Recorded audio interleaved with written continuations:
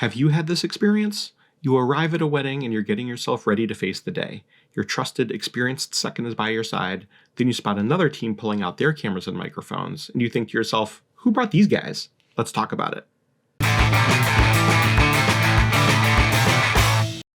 Whether you knew ahead of time they were going to be there or not, when you're a photographer in the wedding industry, videographers and filmmakers are a fact of life.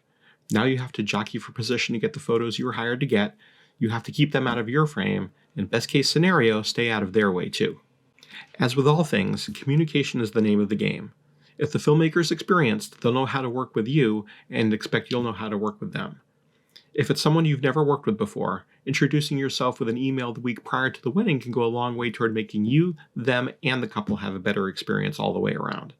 I'll usually share my itinerary with them and what I went over with the couple regarding the timeline of the day. It's a way to make sure you're both on the same page, and if for whatever reason they don't do a final meeting with the couple themselves, it lets them know you're taking point because you know what the couple communicated as their priorities.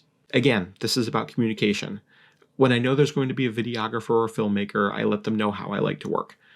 My goal with that is to not be in their way, but also give them the opportunity to adjust for how I like to do things. For example, during the vows, ring exchange, and first kiss, I like to be in the center aisle, but I'm crouched down to keep out of the way of guests. I'm usually down far enough, sometimes sitting on the ground, that they can film over me and get what they need to get from the center aisle as well. Photographing and filming the ceremony can often be a thing. Setting up a tripod with a stationary camera in the aisle is something that personally drives me nuts. Not only is it in my way, but you see guests craning their necks trying to see around it. If it's at the rear of the aisle, it's not in anyone's direct way, but I have to be in the center aisle to photograph certain parts of the ceremony. So then I'm in that camera's way, and I kind of feel weird about it. I don't want to compromise someone else's coverage, but sometimes standing at the back with a long lens isn't going to tell the story the way being closer with a wide-angle lens will. Thankfully, that camera at the back of the aisle is never their only camera that's rolling. Typically, they'll have other cameras trained on the couple from the sides. If they're using stationary cameras, it seems to work best when their tripods are set up on the outer edges of the ceremony, past where the guests are sitting. Then each camera with a long lens can focus on each half of the couple, and the videographer can be mobile with a monopod.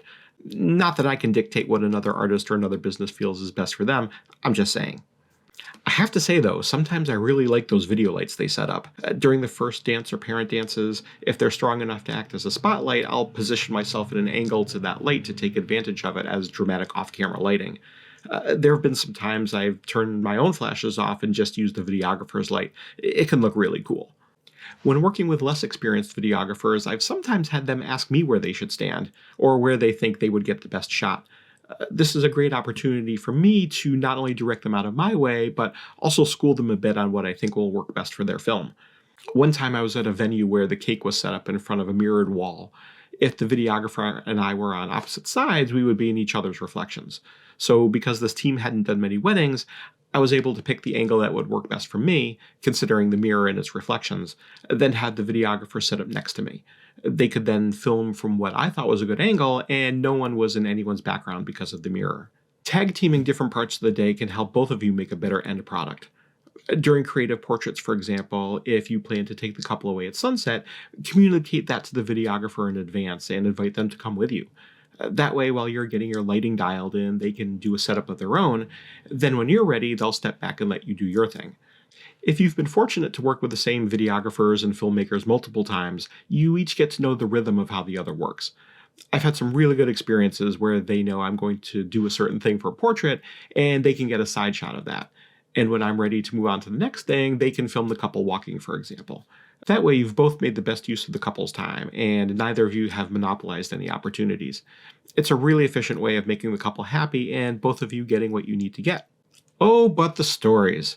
The many stories I and my photographer friends have about videographers, like the ones who have slid into our way during the bride getting into her dress, or once we get our off-camera lighting dialed in for the first dance, they'll suddenly turn on video lights, so our settings are now wildly overexposed, and we have to compensate quickly as the couple is walking into the room. One time I was in the center aisle during the ceremony, as I let the videographer know I was going to be.